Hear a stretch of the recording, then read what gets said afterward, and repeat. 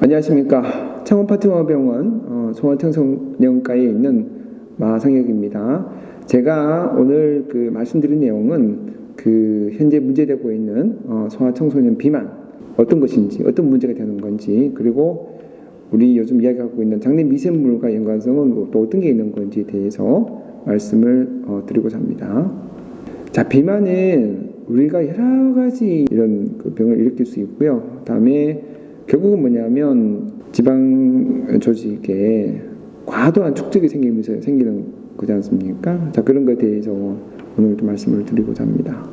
우리나라의 소아청소년 비만 정리는 질병관리청에서 만들었습니다. 그래서 BMI가 95%일 이상인 경우에 이제 포함이 되는 걸로 되어 있고요. 근데 과체중은 이제 85에서 95, 100분 이수로 정의를 했고요. 다음에 24개월 미만은 세계보건기구의 성장 도표를 근거로 만들었습니다. 우리나라의 이제 BMI 95, 100분 이수는 이미 우리 질병관리청에서 제공한 자료에서 충분히 아실 수가 있습니다. 성인의 경우 아시겠지만 BMI가 25 이상이면 우리가 이제 비만, 허리 둘레가 남자는 90cm, 여자는 85cm 이상으로 정의를 하고 있습니다.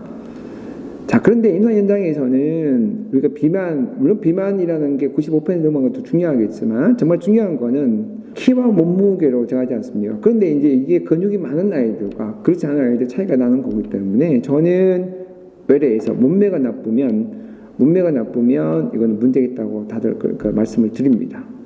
실제로 보면 굉장히 문제가 많고요. 그래서 이제 오해가 되는 건 뭐냐면 살이 찐 아이들은 키로 다 간다. 그래서 많이 먹어야 되는 거고. 근데 그런 잘못된 게 문제가 되기 때문에 아이들 어떤 문제가 생기냐면 키로 하기 전에 몸이 다 망가지는 거고요.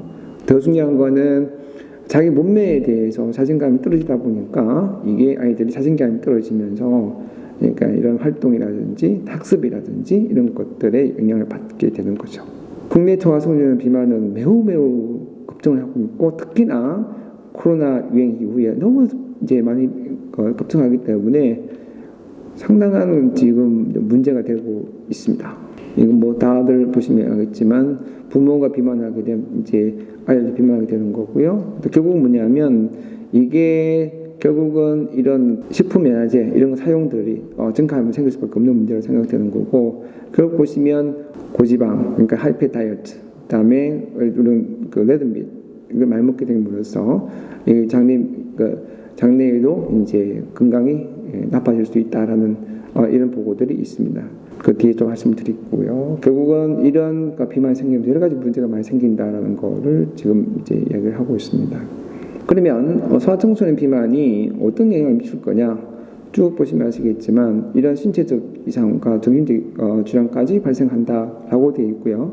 여기 빠져 있지만 뒤에 나오겠지만 암도 발생하는 걸로 지금 관계 있습니다. 자, 근데 중요한 거는 이런 질환들이 결국은 젊은 나이에 시작함으로써 우리가 인생이 진짜 불행해질 수밖에 없다라는 거 하나랑 국가적으로 본다면 생산연령층이 됐을 때 질병으로 인해서 그런 생산력이 떨어지면서 국가의 어떤 경제력에 문제가 될 수 있는 지금 심각한 문제가 야기되고 있습니다.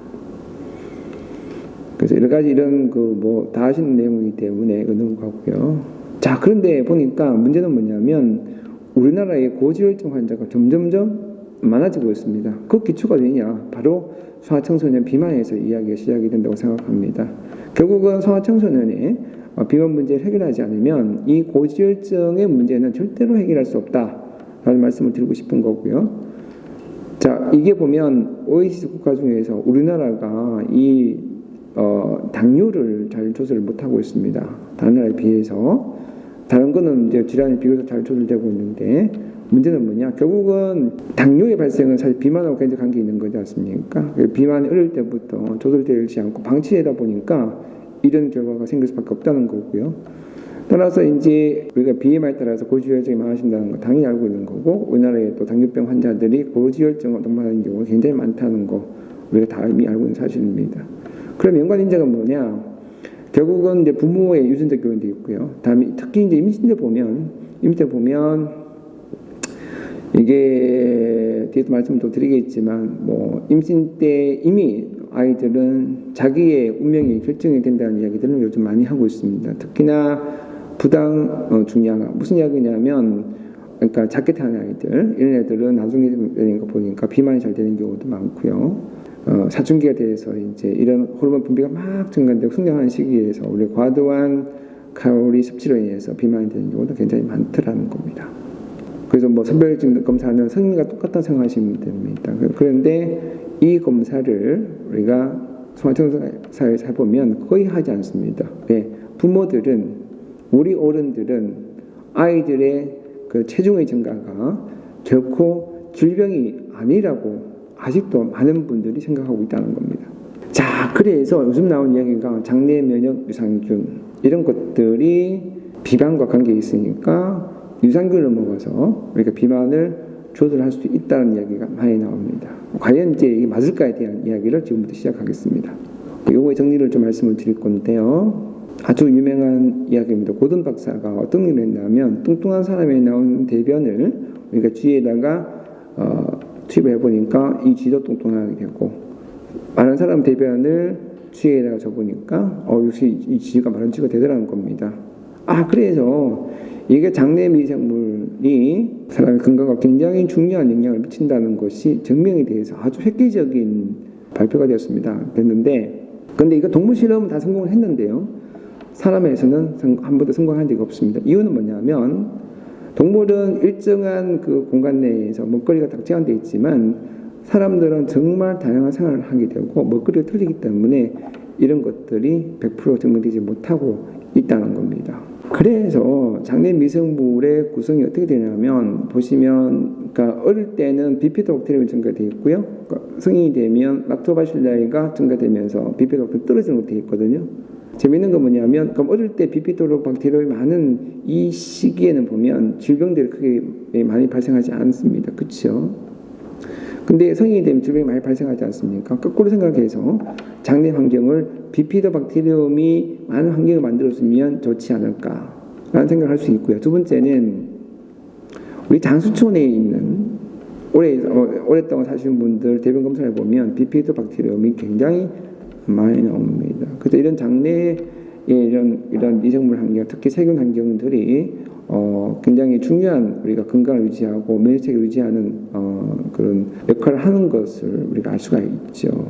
그래서 이제 어떤 이야기가 나오냐면 미국 소아과학회에서 우리가 이제 임신 시작부터 뱃속에서 10달 그리고 나와서 한 2년까지 그러니까 임신가 되는 시기부터 1000일 동안이 사람한테는 정말 중요한 시기가 되고 이때 사람의 건강의 운명은 정해지는 것이 아니겠느냐라는 이런 이야기를 했습니다. 그래서 무슨 이야기를 하고 싶냐면 아기를 임신한 분들도 사실은 아이들을 위해서 먹거리라든지 이런 운동이라든지 이런 것들 게을리해서는 안 되겠다라는 것을 말씀을 드리고 싶은 겁니다. 그러니까 지금 요즘 젊은 그 아기 엄마들을 보시면 대개 보면 그러니까 브런치 가게에 가서 뭐 이 달콤한 케이크를 많이 드시지 않습니까? 그게 결코 엄마한테 도움이 안 되지만 아이한테도 도움이 되지 않더라는 걸 말씀을 드리고 싶은 거죠. 그래서 이제 이걸 보시면 왼쪽 번호 보면 자 그러면 우리가 임신할 때 어떤 문제가 있느냐? 우리가 이때까지 보니까 그 태반 양수에 이때까지는 균이 없다라고 저희 학교에서 배웠습니다. 그건 조사를 해보니까 있더라는 겁니다. 이미 뱃속에서부터 산모로부터 뭔가가 계속 이 균들이 전파가 되고 있다는 증거들이 나오기 시작했습니다. 즉 다시 말씀드리면 아기가 임신한 부모들이 그 먹거리가 좋지 않으면 장내 미생물충이 구성이 나빠지고요. 그러다 보면 아기한테 전파되는 것들은 결코 좋지 않을 수 있다는 걸 이야기하고 있는 겁니다. 그러면 우리가 나오는 뚱보균은 있느냐? 결론적으로 말씀드리면 없습니다.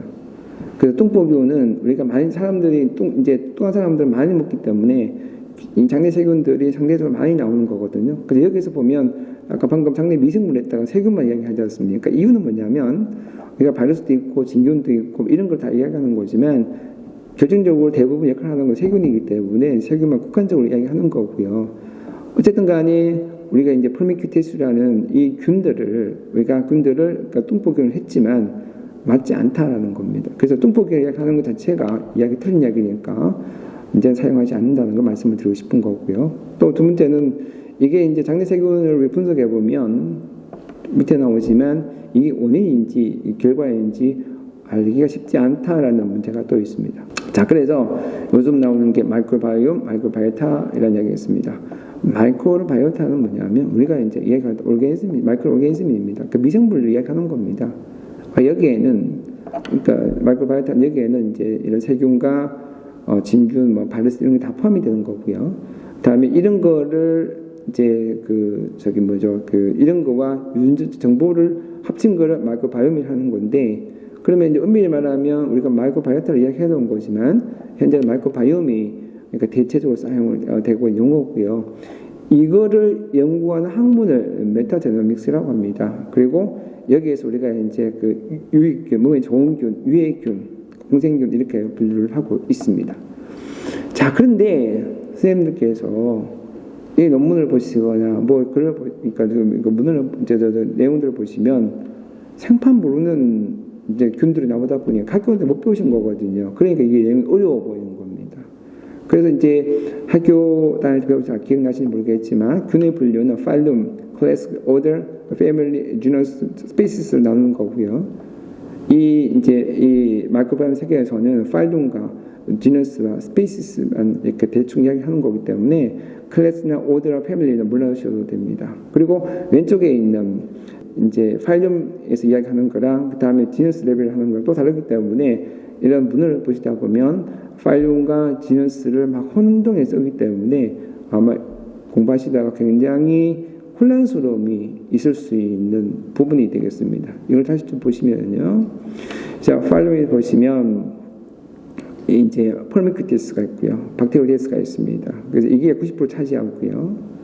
다음에 폴미크티스 대표적인 클로스트리디움, 루미노코쿠스, 락토바실라인 잘 아시는 거지 않습니까? 나 위에 건 잘 모르실 겁니다. 처음 들어보셨기 때문에 엔테로코쿠스 아시는 거고요. 그 다음에 박테리오데스에 보면 스테피오리코쿠스는 이제 폴미크티스에 속하는 거고, 또 박테리오데스 다음에 프리보텔라 이런 것들은 이제 박테로이 데테스 파일룸에 속하는 겁니다. 그래서 이 이제 파일룸과 지너스에서 이제 이야기하는 거를 좀 구별하실 필요가 있고요. 폴미큐테스와 박테로데스가 90% 차지한다는 거 세균에서 아실 필요 있습니다.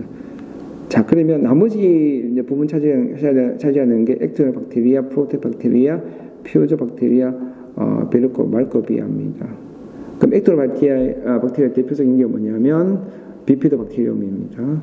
프로테오는 감마 프로테오 박테리아가 중요한 역할을 하는데 이것이 증가되었으면 몸에 나쁜 거라고 이해를 하시면 되고요. 피오조박테리아도 역시 몸에 배드 박테리아입니다. 유해균입니다. 그래서 이것들은 이제 뭐가 연관이 있냐면 용종과 대장암과 관계 있다고 되어 있고요. 마지막에 나오는 베르코 말코비아는 아카멘시아를 대표를 합니다. 아카멘시아가 우리 몸에 굉장히 유익한 균으로 알려져 있습니다. 그래서 이제 이런 거 보고 대충 이제 유익균 분포를 이야기하면서 이 사람의 대변에서 균을 분석해서 좀 나쁘지 않다, 좋다, 나쁘다 이렇게 표현할 수 있는 겁니다. 자, 프리바이오틱스는 뭐냐면 소화되지 않는 이런 그 성분으로서 이것들이 대장에 가서 발효가 되면서 대장 산물을 만드는데 대표적인 게 쇼트헤피 에시드가 되겠습니다. 그래서 되게 뭐라고 말씀드릴 수 있냐면 음식물이 되겠죠. 음식물 되겠고요. 그다음에 여기 종류가 있습니다. 유산균은 뭐냐면 사실 프로바이오틱스는 이제 우리 몸에 이제 투여됐을 때 숙주에 건강한 유익한 살아있는 미생물을 이야기하는 거고요. 그다음에 세균, 바이러스, 진균을 다 포함하는 겁니다. 자, 그래서 이제 우리 락토바실라에 이용했던 우리 프로바이오틱스를 많이 있지 않습니까? 진균도 있고요. 자, 그런 건데 유산균은 그 프로바이오틱스 중에서 유산을 분비하는 균들을 이야기하는 거죠. 그렇지만 우리가 이제 지금 보면 프로바이오틱스가 그 유산균하고 거의 동일 시대에서 지금 현재 그 회자되고 있습니다.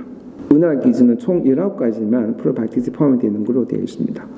요게 19. 이제 그런데 외국 보시면 지금 이제 이 밑에 보시면 아카멘시아 같은 이런 경우도 외국에서는 굉장히 각광을 받고 있지만 국내에서는 허가를 받지 않았기 때문에 사용할 수가 없고요. 그러면 유산균은 이런 그림들이 많이 나옵니다. 먹고 나면 굉장히 도움될 거라고 이야기를 합니다. 과연 그럴까에 대한 고민들이 필요한 거죠. 일단 도움이 됐다는 구체적인 객관적인 증명을 하기 쉽지 않고요. 다음에 균수가 많다고 해서 좋은 유산균을 꺼내는 것도 사실은 맞지 않습니다. 그 이유를 뒤에 말씀을 드릴 건데, 자, 그럼 좋은 유산균과 유산균 제도 활용법을 말씀을 드리면, 우리가 비싼 유산균이 있습니다. 돈이 굉장히 비싼 것도 있죠. 딱 유산균을 먹었어요, 그죠? 먹었는데 유산균이 장내에 쑥 들어왔습니다. 그래서 유산균은 그러니까 위를 우리가 산도가 낮은 위를 통과를 해서 대상에서 뿌리를 박아야 되는데, 이 장점막이 사실은 이 유산균이 정착할 수 있는 상태가 되어야 되는 겁니다. 상태가 되지 않으면 유산균은 그 대변 흘러나옵니다. 빠져나가는 겁니다. 결국은 비싼 유산균 먹게 되는 겁니다. 자, 그렇게 이제 그런 거를 방지하려고 그러면 나의 장 상태를 정말 좋은 상태로 만들어야 되는 겁니다. 그러려면 뭘 해야 될 거냐? 우리가 음식 먹는 거를 우리가 상식적으로 아는 수준 내에서 골라서 먹어야 되는 거고, 운동도 좀 열심히 해야 되는 겁니다. 그리고 프리바이오틱스 중에서 정말 좋은 걸 먹어야 되는 거고요. 포스트바이오틱스라는 거는 뭐냐면 이런 이제 장내인 세균들이 만들어내는 그러니까 대사 산물들 플러스 요즘은 뭘 하고 있냐면 프로바이오틱스가 살아있는 균주지 않습니까? 이거를 열 처리해서 이제 균을 죽이는 거죠. 죽여서 이제 그런 것들을 이제 먹으면 나온 대사 산물들을 이야기를 하는 겁니다. 그 대표적인 게 베타글루칸인데 그런 것들이 있어야지만 사실은 이런 유산균이 들어와서 이 정착을 잘 할 수 있어서 유산균을 먹이는 목적을 우리가 기대할 수 있는데 그냥 이제 유산균을 먹게 되면 흘러내려 나온다는 겁니다. 그래서 장의 상태를 정말로 잘 만들어야 된다. 유지해야 된다가 정말 중요하고요. 그래서 이건 뒤에 넘어가겠습니다. 그래서 이제 국내에 나온 유산균을 쭉 봤습니다. 쭉 보면 이제 뭐 신바이오틱스라는 게 뭐냐면 프로바이오틱스 같이 들어있는 거거든요. 되게 다 그 구성이 되어 있습니다. 프로바이오틱스만 들어있는 게 거의 없거든요. 뒤에 보시면 포스트바이오틱스가 있는 게 없는 게 있습니다. 그 포스트바이오틱스 역할은 뭐냐면 우리가 이 장내에 프로바이오틱스가 들어왔을 때 얘들이 정착을 잘 할 수 있도록 도와주는 역할을 하는 거거든요. 그런 것들이 있는 프로바이오틱스들이 거의 많지 않습니다. 그래서 여기 보시면 균이 많다고는 하지만 그 균이 들어가서 정말 장에 정착을 해야 되는데 정착을 못하면 우리는 뭐냐? 그냥 비싼 유산균만 먹고 장에 빠져나가는 겁니다. 아무런 의미가 없는 겁니다. 그래서 우리 장의 상태가 이런 비싼 유산균을 먹었을 때 제대로 받아줄 수 있는 준비가 되는 게 정말 중요하겠다는 겁니다. 밤새도록 술 먹고 다음에 담배 피우고 회식 자주 하고 그러니까서 삼겹살에 고기 구워 먹고 끝나고 난 뒤에 된장에 밥 한 그릇 비워 먹고 집에 가서 보니까 배는 남산만타가 되어 있다. 그런 사람들이 삼겹 먹어봐야 아무런 소용이 없다는 겁니다. 그래서 이제 정말 중요한 거는 장의 정착에 도와주는 역할을 하는 물질이 있어야 된다는 게 정말 중요한 거고요. 포스트바이오틱스 말씀을 드린 대로 이런 포스트바이오틱스들이 요즘은 굉장히 중요한 작용을 하는 거로 지금 알려져 있어서 결국 우리가 살아있는 그 프로바이오틱스 먹는 것도 중요한 거지만 우리가 포스트바이오틱스도 일정 부분 역할을 한다는 거. 특히나 중요한 게 뭐냐면 이제 이런 이 장내 세균이 그러니까 장에 정착하는 도움을 많이 준다는 이야기들이 좀 나오기 시작했습니다. 그래서 그 중에 하나가 이제 베타글루칸이 이제 보면 베타글루칸이 결국은 보면 그러니까 이런 프로바이오틱 균들이 잘 그러니까 이제 정착을 도와준다 역할을 하는 논문이고요. 그래서 이런 이제 프리바이오틱스만 잘 쓰더라도 사실은 그러니까 건강에 도움되는 증거가 있습니다. 저희 병원 성내인데요. 베타글루칸을 먹였던 9세 아이였고요. 그래서 여기 보시면 간 수치 높고 그다음에 디슬리피데미아 같이 있습니다. 그래서 이 2달 동안 우리가 이제 그 키도 컸고 체중도 줄였고요. 다음에 우리가 이제 베타글루칸에 대한 유산균을 먹였습니다. 먹여보니까 어때요? 지방간 다 좋아졌고요. 다음에 고지혈증도 굉장히 많이 좋아졌습니다. 그래서 이런 그 스타틴을 사용할 수 없는 이런 그 소아들에서는 이런 고지혈증이 있을 때, 지방간이 있을 때 이런 프리바이오틱스를 제대로 사용하게 되면 또한 치료의 도구가 될 수 있다는 겁니다. 13세 이상 환자고요. 156, 60kg인데 보시면 토탈 콜레스테롤 287, LDL이 204입니다. 굉장히 위험하죠. 그래서 저희가 로스타스타틴 10mg 28일 먹이고 또 역시 베타글루칸이 들어있는 장기를 먹었습니다. 해보니까 두 번째 보시면 굉장히 많이 떨어졌다가 또 그러니까 스타팅 끊고 보니까 다 올라갔습니다. 결국 일정 부분은 그러니까 이런 프리바이오틱스 역할을 하는 거고요. 그렇지만 이제 소아청소년들의 이런 이제 고지혈증 치료는 사실 제한적이기 때문에 조심스럽게 갈 필요 있다 생각이 드는 겁니다. 그래서 이런 걸 적절하게 조합하게 되면 굉장히 도움을 받을 수 있다라는 걸 말씀을 드리고 싶은 겁니다. 자, 이 코로나 바이러스인데요. 코로나 바이러스 보시면 어떤 사람들은 굉장히 경하고 어떤 사람은 굉장히 중환으로 가서 사망하기도 합니다.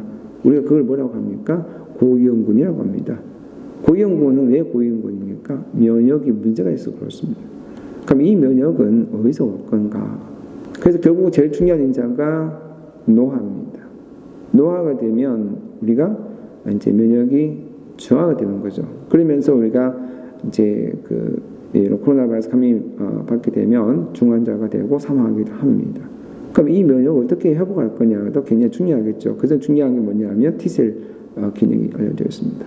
자, 우리가 이제 코로나 바이러스 유행을 했습니다. 미국과 우리나라로 단순 비교하더라도요. 미국은 우리나라 인구의 6.6배입니다. 사망자는 약 150배가 되고요. 100만 명당 발생 수는 약 200배가 넘습니다. 왜 그럴까요? 왜 그러면 미국은 이렇게 사망자도 많고 환자가 많이 발생하느냐?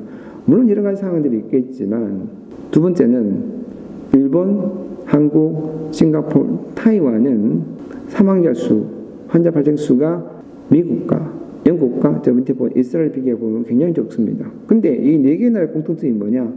네 개 나라의 공통점은 동양에서 살고 있는 비교적 잘 사는 나라입니다. 이 나라의 먹거리는 뭐냐? 서양과 동양은 틀릴 수밖에 없죠. 먹거리가 틀리는 겁니다. 즉, 우리가 아까 말씀드린 대로 이 프리바이오틱스 기능이 중요하다고 했고 애들이 구성이 잘 돼야지만 그러니까 장내 미생물들이 건강한 거거든요. 그러면서 장내 면역이 생기는 건데 이 서구화된 음식물을 먹게 되면 장내 면역이 많이 문제가 된다는 걸 이제 이 결과로서 볼 수가 있는 겁니다. 그래서 이제 조사를 해봤습니다. 결국은 뭐냐? 건강한 채식을 먹게 되니까 어떻게 돼요? 이 코로나 바이러스 감염의 중증도라든지 위험도가 떨어지는 거 연관이 있더라는 겁니다. 똑같은 연구가 또 나왔고요. 결국은 뭐냐면 음식물 먹는 것이 장내 면역 구성하는데 중요한 작용을 하는 거고 이런 것들이 결국은 사람 몸의 면역에 큰 기여를 하기 때문에 이런 코로나 바이러스 감염에서 특징적으로 나타나더라는 겁니다. 그래서 동양에 있는 4개의 나라가 이렇게 환자가 발생이 적고 사망자가 적었던 이유가 되는 거죠. 일본 같은 경우는 사실 고령자가 굉장히 많은 나라임에도 불구하고 미국에 비해서는 사망자가 많지 않죠. 결국 미국은 뭐냐면 지금까지 방역도 물론 문제 있었겠지만 사망할 수 있는 고위험 환자가 너무 많았다라는 것을 이야기하는 겁니다. 한국의 경우는 우리 소아청소년 환자 사람 인구수가 820만 명인데 2년 동안 사망한 사람이 3명이고요. 3명인데 그 사람들도 보면 기저질환이 있던 환자였습니다. 그렇죠? 근데 미국은 거의 800여 명이 죽었습니다. 이거 어떻게 설명할 거냐라는 것도 사실 문제가 의문이 남지만 결국 저는 말씀드리고 싶은 게 평상시에 먹는 음식, 운동 관리가 정말 중요하다는 걸 말씀을 드리고 싶고요.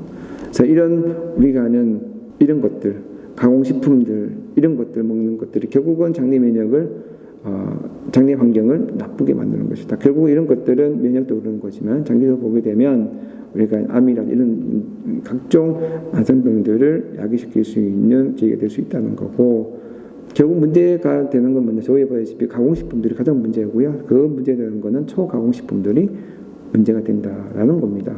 그러면 이런 장내 미생물이 디스바이오시스 균형이 깨지게 되면 이런 여러 가지 이제 뭐 미생물 다양성도 감소가 되고 유해균 증가가 되고 그다음에 이런 좋은 대사 사물인 셔터햄빈 애시도 감소가 되고 그다음에 장내 미생물 양이 감소되면서 장애 리키지가 생깁니다. 그럼으로써 만성 질환 이런 암이라든지 자가 면역 질환이라든지 그다음 신경계 같은 이런 질환들을 이야기하는데 작용을 한다라는 겁니다. 다시 말씀드리면 지금 당장은 문제가 없지만 나중에 문제가 생긴다는 겁니다. 그럼 비만 환자 들은 문제가 뭐냐? 비만은 결국은 많이 먹어 생기는 건데 소아청소년 같은 경우에는 집에서 밥만 먹어서 살찌는 애들도 있겠지만 그렇지 않고 대개 보면 가공식품들을 많이 먹죠.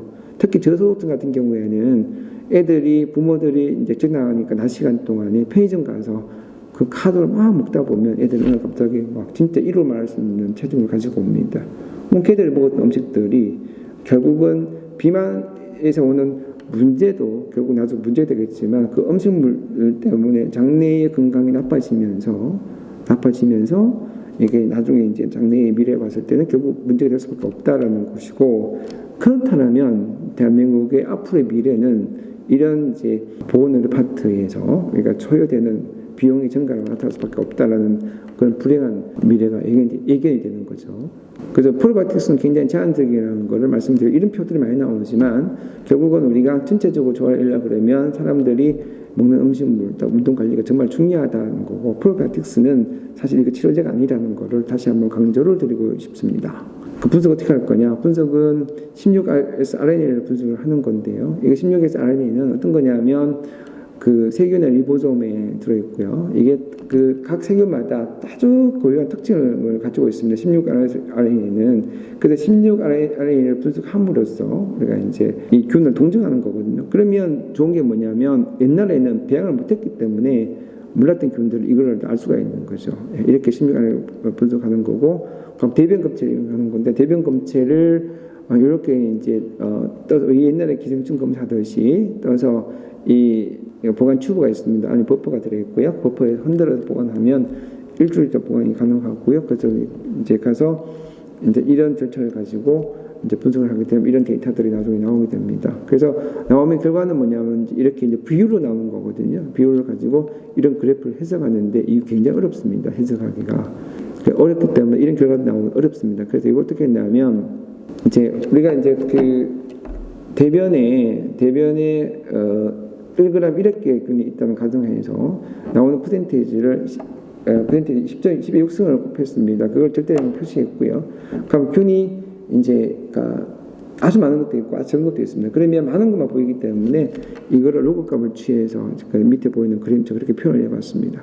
그러니까 이 방법은 이제 국내에서 이제 개발된 거고요. 특허까지 획득을 했습니다. 그래서 이런 그래프들이 쭉 나오면 저게 보이는 중간 이제 빨간 선이 뭐냐면 평균값이거든요. 그래서 평균값에서 약간 10배 이상 증가되는 거는 이상이 있는 겁니다. 이상은 거 추적 관찰을 해서 이 사람들이 감소가 되는 건지 증가되는 봐야 되는 거고요. 저기 그래프는 일정에 따른 분포로 위치를 보여주는 겁니다. 그래서 이제 여러 가지 이제 이런 것들을 추적을 해서 다음 결국은 뭐냐면 우리가 앞으로 이제 이 장내 미생물과 다음에 이런 그 질병과 연관들을 갖게 되는 거죠. 그래서 이런 경우는 보면 얘는 이제 얼서콜라이티스 환자였고요. 오랫동안 항생제 먹다 보니까 어떻습니까? 균들이 많지 않는 거거든요. 그래서 그걸 보면 일단 이렇게 균이 다양하게 많지 않다는 걸 알 수 있고요. 두 번째는 저기 보시면 세토박테리움이라는 게 있습니다. 그런 것들이 다른 사람 없는 이 유해균들이 나타나서 얘들은 이해할 수 있는 건 뭐냐면 항생제 많이 먹어서 그러니까 장내 세균층이 많이 감소가 되어 있다. 그리고 두 번째는 저런 유해균들이 증가되어 있다는 걸 알 수가 있고, 결국 좋아지는 거를 알려고 그러면 이 환자를 추적 관찰을 해야 되겠죠. 자, 이거는 제 겁니다. 자, 저 위에 보이는 거는 그냥 아무것도 없을 때 제가 검사한 거고요. 두 번째 거는 제가 한 달 동안 배가 아프고 설사했을 때였고요. 다음에 작년 초에 정말 상태가 좋았을 때 검사한 겁니다. 설명을 드리면 왼쪽에서 보시면 균수가 그러니까 중간에 보시면 중간층 굉장히 적었다가 상태 좋을 때 균수가 확 늘어났습니다. 하나의 반은 하나의 균을 나타내는 겁니다. 오른쪽은 문 레벨, 파일럼 레벨에서 우리가 이제 보여주는 거고요. 제일 위에 그림에서 보면 보라색 이 프로테박테리아인데 그것들이 위에 선이 보이는 평균선이거든요. 그 부분과 대해서 나쁜 건데 일단은 괜찮았습니다. 그죠? 근데 제가 몸이 안 좋고 설사 아플 때는 보면 이 보라색 바가 올라갔습니다. 프로테오가 굉장히 올라갔거든요. 그게 나쁜 겁니다. 자, 중간에 보시면 빨간 선이 보입니다. 그게 뭐냐면 표소박테리아거든요.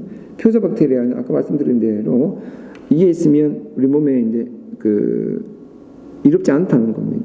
그래서 표소박테리아 올라두게 되면 용종과 대장암과 관계 있다고 했습니다. 그래서 제가 정신 차려서 운동하고 먹거리 조절하고 보니까 어떻게 됐습니까? 보라색 바는 줄었죠. 표적박테리아가 사라졌습니다. 근데 저기 연두색이 하나 있습니다. 이게 뭐냐? 아카멘시아입니다. 아카멘시아 없던 게 나타났다는 겁니다. 이걸 나타나는 건 뭐냐면 제가 정말 열심히 노력해서 몸의 장애 상태가 좋아졌다는 얘기 하는 거고요. 두 번째는 아니 없던 아카멘시아는 어디서 나타나느냐는 겁니다. 자, 그래서 어떤 게 가능하냐면 중간에 유입될 가능성이 있지만 그보다는 제 장견막에 있었던 겁니다. 시처럼 선보여 있었던 겁니다. 그런데 제 몸 상태가 좋아지고 장애 상태가 좋아지니까 이제 발현을 하게 되는 거죠. 자, 이런 세 가지 그래프를 보면서 저희 몸 상태는 좋아지고 있다는 거를 확인할 수 있는 거거든요. 그러면서 이제 좋아졌던 게 뭐냐면 제가 LDL도 떨어지고 헤어빈 A1C도 감소가 되었습니다. 그래서 정말 중요한 이런 그래프를 이제는 우리가 눈으로 확인할 수 있고 임상에서 활용할 수 있는 시대가 됐습니다. 자, 이분은 50대 분이고요. 이분은 평상시에 회와 술을 좋아하지만 장이 굉장히 건강하고 본인도 운동도 많이 하기 때문에 문제가 없다고 생각했습니다. 그래서 이제 검사를 해봤습니다. 해보니까 자, 이제 브라색 바가 높지 않기 때문에 문제가 되지는 않지만 근데 표소박테리아가 너무 높은 거예요. 그래서 저희가 전화를 드렸습니다. 다 건강에 좋으신데 표소박테리아가 너무 증가되어 있기 때문에 혹시 모르게 용종이 있을 수 있으니까 대장 내시경을 꼭 해보시라 말씀을 드렸고요. 실제로 나왔던 케이스가 되겠습니다. 거의 추적은 못했지만, 예. 요거는 뭐냐면 엔테로타입인데요. 제 왼쪽 거는 핑균입니다. 그래서 그러니까 이 프레버텔라와 박테리아를 보는 건데요. 프레버텔라는 결국 채식하는 사람들이 많이 나타나는 거고, 박테리아는 이제 육식하는 분들이 많이 나타나는 겁니다. 중간에 보시면 없죠. 이게 대한민국 아이들이 지금 보면 채식을 거의 하지 않기 때문에 이런 그림이 나옵니다. 근데 오른쪽 그림은 어떻습니까? 이게 제 건데요. 보시면 어떻습니까? 채식을 굉장히 많이 하고 있죠. 실제로 제가 그렇거든요. 제가 최근에 이제 양을 굉장히 많이 줄였거든요. 그래서 그렇게 이렇게 나타날 수 있다는 겁니다. 이것만 보더라도 이 장애 상태를 알 수 있다는 거죠. 결국은 이렇게 되면 문제는 소가된 음식물 섭취했던 결과를 보여주는 거고요. 이런 것들은 그러니까 오른쪽 건 한식 채식의 결과고요. 소가된 음식물을 오래 먹게 되면 각종 만성 질환이 생길 수밖에 없다라는 보고들이 많이 나와 있습니다. 검사 어떻게 하느냐? 검사는 이 홈페이지 들어오시면 되고요. 아니면 저희 병원에 연락하시면 되고 소아청소년 건강검진을 저희가 아마 다음 달 시작할 겁니다. 하게 되면 이 검사를 같이 하게 될 겁니다. 그래서 이제는 임상과 연결된 설명이 가능한 시대가 되었습니다. 그렇지만 아직까지 해결할 일은 많이 남아 있습니다. 그리고 이제 유산균도 선택이 가능하게 됐고요. 유산균 다 같은 유산균이 아니기 때문에 종류별 선택이 가능할 수가 있습니다. 소아들아 당뇨 진단하는 거는 성인이랑 똑같이 하시면 되고요. 대개 넣으면 그러니까 A1C로 이야기를 많이 하는 거죠. 근데 생각보다는 애들이 A1C가 높은 애들이 많습니다. 비만 관련 들을 거냐? 대개 보면 애들은 1번, 2번, 3번을 하는 건데요. 대부분 보면 약물 선택을 잘 하지 않습니다. 결국은 음식물과 운동이라든지 생활 환경들 바꾸면서 하는 거고요. 큰 애들 같은 경우는 이제 약물 치료를 하는 거죠. 수술 치료는 거의 하지 않는 걸로 알려져 있죠. 그 운동은 정말 중요한 게 뭐냐면 유산소 운동이 정말 중요하고요. 그다음에 주 5 이상 해야 되고 할 때 한 1시간 이상 계속 해야 되는 건데 첫 한 2주 동안은 가볍게 하다가 2주 이상부터 계속 강도를 시간을 올려야 되는 겁니다. 그러니까 저항 운동도 같이 하는 게 정말 중요하고요. 저항 운동은 주당 2, 3일 동안 하는 건데 한 번 할 때마다 8내지 12일을 반복하는 그런 2-4세트를 하는 게 정말 중요하다는 거고 이건 상체 근육과 하체 근육 따로따로 운동하는 게 좋습니다. 그러나 너무 무리해서는 안 되겠다는 겁니다. 유연성 운동은 스트레칭이 되겠죠. 그래서 스트레칭은 운동 시작 전후에 하는 것이 좋다고 되어 있습니다. 그래서 이 체량 감소를 위해서 제일 중요한 운동은 유산소 운동이고요. 따라서 이 격투기를 이제 배우도록 하는 분도 계시는데 그것은 체중 감소에 결코 도움이 되지 않습니다.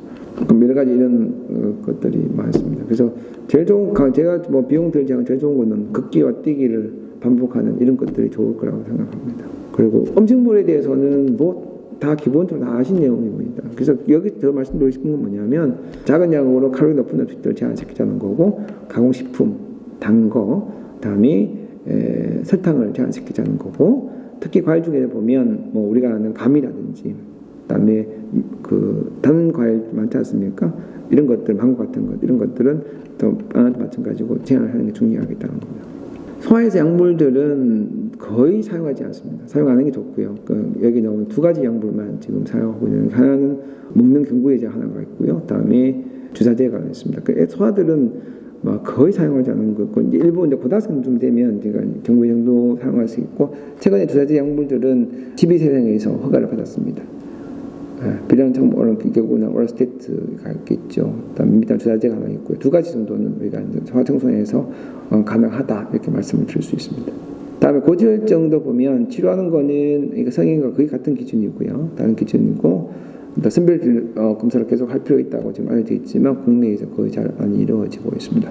그래서 가족력이 있는 경우, 그다음에 여러 가지 위험 인자 있는 경우를 잘 찾아서 우리가 이제 관리를 해야 되겠고, 이런 다이어그램들은 그 LDL 수치를 굉장히 강조하고 있고요. 일단 TG 수치도 많이 중요하고 있습니다. 그래서 LDL 130, 160, 190으로 나누어서 이제 이런 이제 위험 인자가 있다 없다에 따라 치료를 하게 돼 있고, 우리 보통 10세 이상에서 스타틴 치료를 하는 거지만 좀 조심스러움이 좀 있습니다. 치료하는 건 스타틴 사용할 수 있고요. 최근 들어서는 이제 티미브도 사용할 수 있는 걸로 되어 있지만 소아에서 FDA 승인하지 않았습니다. 나머지 약들은 소아이들은 거의 사용을 잘 하지 않고 있습니다. 그러면 음식에서 보면 우리나라 음식들은 우리가 이제 결국 보니까 이거 채소도 많고 그다음에 불법 제공도 많다 보니까 결국은 우리가 이제 이런 대야증후군을 예방할 수 있다고 되어 있습니다. 그래서 하나 팁을 말씀드리면, 그러니까 밥을 할 때 식용유나 그다음에 올리브유를 넣고 그다음에 그걸 밥을 하시고 난 뒤에 식혀서 다시 데워 먹게 되면 저항 전분이 늘어나서 이 전분이 흡수가 되지 않고 대장에 발효가 됨으로써 건강에 유익하다고 되어 있고요. 저항 전분이 많은 음식이 뭐냐면 귀리가 굉장히 많은 걸로 되어 있습니다. 귀리는 아까 말씀드렸던 베타글루칸도 많이 들어있기 때문에 슈퍼푸드라고 알려져 있습니다. 이게 뭡니까? 이게 지중해 식단이거든요. 지중해 식단도 보면 역시 이런 그러니까 성인병을 예방할 효과가 있다고 해서 지중해 식단. 그래서 저는 의뢰에서 한식과 지중해 식단을 굉장히 강조를 하고 있습니다. 그래서 이런 두 가지 음식들, 특히 여기 보시면, 지중해 식단에 보시면 붉은색 고기는 가능하면 적게 먹자는 겁니다. 그러나 소아청소년들은 한정 성장이 있기 때문에 붉은 고기를 많이 제한할 필요는 없지만 성인들은 저기 이제 지중해 식단에 보면 한 달에 한 번 정도는 먹자 이렇게 돼 있어서 붉은색 고기는 이제 권장하지 않은 걸로 알려져 있습니다. 그래서 나쁜 식단 아시죠? 이런 거 보시면 딱 느낌이 옵니다. 이제는 음식을 보면 적군과 악운을 구별할 수 있어야 되고, 결국은 이런 설탕이나 방부제나 이런 것들 첨가된 것들, 정말 보기 좋고 맛있어 보이는 것들은 이제는 애나 어른이나 다 이제 적게 먹어야 되겠다 말씀을 드리는 거고, 이거는 디스바이오시스 장내 미생물 총이 불균이 만들어지기 때문에 이것들은 나중에 결국은 나이가 들면 문제가 생기더라는 거죠. 물론 비만도 생기겠지만, 소아청소년의 비만의 문제는 사실은 병원에서만 해결할 수 있는 문제가 아닙니다. 그래서 교육기관, 보건행정 전문가, 정신의학 전문가, 학부모, 학생들, 언론들이 함께 참가하는 다각제 지역사회 운동 차원으로 해결할 수 있는 것이 중요하고요. 정말 중요한 거는 비만도 병이라는 인식을 해서 이걸 적극적으로 관리하는, 치료하는 것이 아니라 관리하는 것이 필요하다라는 것을 오늘 꼭 강조드리고 싶습니다. 그래서 그 아이들이 살이 쪄서 문제가 되고, 그다음에 이런 장내 미생물에 대한 그런 이제 궁금증이라든지, 다음 인상 적응이라든지 이런 것들이 궁금하시면 연락 주시면 충분히 저희가 자료도 제공해드리고, 그리고 이제 그 환자를 보내주시면 저희가 최선을 다해서 이제 이 환자 관리하고 필요해 이제 어느 정도 정리가 되면 제가 다시 처음에 보내주셨던 병원으로 다시 다 보내드릴 것입니다. 제가 소아청소년과에서 말씀을 드리고 싶은 가장 중요한 건 뭐냐면, 소아청소년은 대한민국의 미래입니다. 우리가 어른으로서 우리 미래에 대해서 같이 걱정하고, 다음 미래에 올 수 있는 문제를 예방하는 그런 노력들을 해야 될 것이고, 특히나 우리 의료인으로서 그러니까 책임감을 묻게 가지고 이런 것들에 대해서 해결할 수 있는 최선을 다하는 것이 중요할 것이라고 생각합니다. 강의는 여기까지입니다. 경청해 주셔서 감사합니다.